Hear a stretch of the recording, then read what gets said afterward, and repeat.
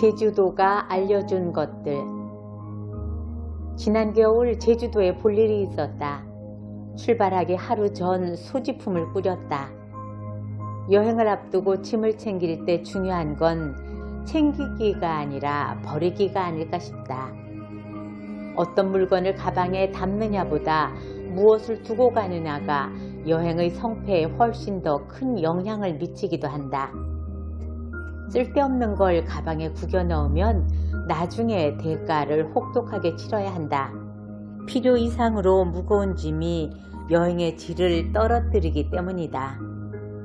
제주로 향하던 날 나는 가방을 최대한 가볍게 했다. 활용도 높은 물건만 챙긴 다음 김포공항에서 비행기에 올랐다.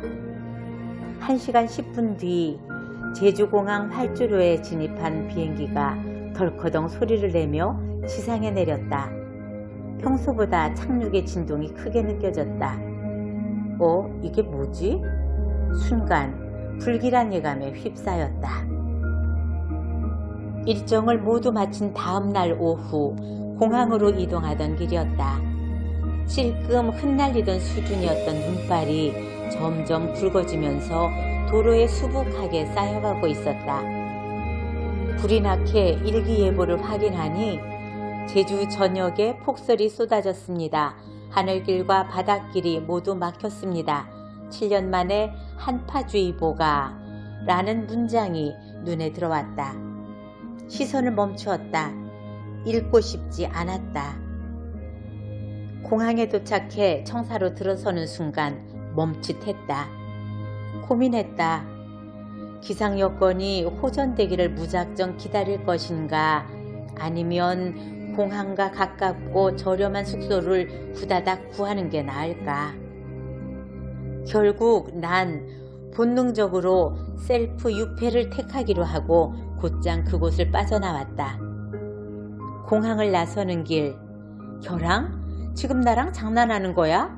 라며 비분간개하는 목소리가 여기저기서 들려왔다. 그나마 재빠르게 움직인 덕분인지 전망 좋은 호텔에 묵게 됐다. 기대 반 우려 반 하는 마음으로 뉴스를 틀었다. 여전히 공항은 폐쇄 상태. 순간 배에서 꼬르륵 소리가 났다. 우리 몸은 되게 솔직하다. 특히 내장기관은 솔직하다 못해 뻔뻔하다. 평소보다 음식물을 덜 공급받으면 지체 없이 개구리 울음 비슷한 소리를 내며 빵이든 밥이든 어서 드세요 라고 시위라도 하는 것 같다. 물론 배가 고플수록 소리의 울림도 크다. 안 되겠다 싶어 난 무릎까지 쌓인 눈을 헤치며 근처에 있는 커피 전문점을 찾아갔다. 30분 넘게 걸어 도착한 그곳에서도 결항의 흔적을 절감하고 말았다. 안내판이 붙어 있었다. 폭설로 인해 빵과 케이크 등 일부 품목은 판매하지 못하고 있습니다. 양해 바랍니다. 결국 커피와 물로 줄인 배를 채우고 호텔로 돌아왔다. 잠이 오지 않아 새벽에 창밖을 내다봤다. 여전히 눈이 내리고 있었다. 하늘에 구멍이라도 뚫린 것처럼 눈발이 내려앉은 자리에 또 다른 눈발이 쏟아지고 있었다. 중학교 한문 수업 시간에 설상가상이란 사자성어를 아이들에게 알려줄 때 이 광경을 보여주면 효과 만점일 거란 생각이 들었다.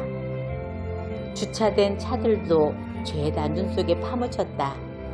멀리서 보면 자동차인지 생크림 케이크 위에 얹어진 네모난 화이트 초콜릿 조각인지 도무지 분간하기 어려웠다. 소설 설국의 첫 문장이 눈과 머리에 맴돌았다. 국경의 긴 터널을 빠져나오자 눈의 고장이었다. 밤의 밑바닥이 하얘졌다.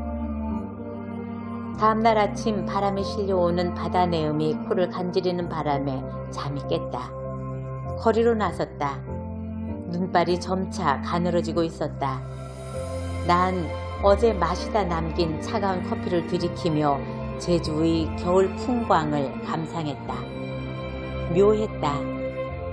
겨울은 본디 스산한 계절인데 제주의 겨울은 그렇지 않은 듯 했다. 자칫 쓸쓸할 수도 있는 너른 여백을 돌과 물과 나무와 바람이 적절히 메워주고 있었다. 제주도의 겨울은 황량하지도 쓸쓸하지도 않았다. 오히려 포근한 느낌이었다.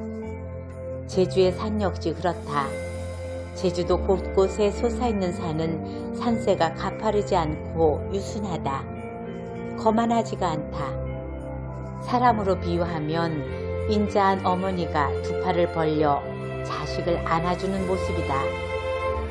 모르긴 몰라도 저 산들은 세월의 흐름과 함께 더 완만해질 것이 분명하다. 비바람과 풍화작용을 거치면서 더 부드러운 곡선이 될 것이다.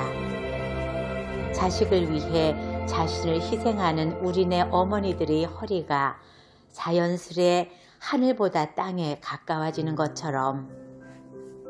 사흘 뒤 드디어 제주도를 벗어나게 되었다. 폭설로 발이 묶이면서 사나흘 정도 시간을 잃었지만 한편으론 뭔가를 얻어가는 느낌도 들었다. 며칠 새 제주도는 내게 소박한 권고를 했던 것 같다. 이 작가, 엎어지면 좀 쉬어가요. 가끔은 명료한 공백을 가져봐요.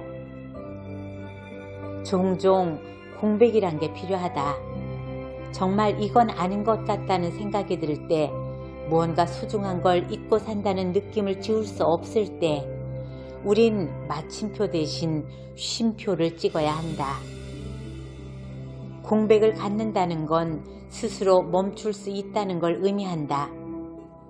제 힘으로 멈출 수 있는 사람이라면 홀로 나아가는 것도 가능하리라.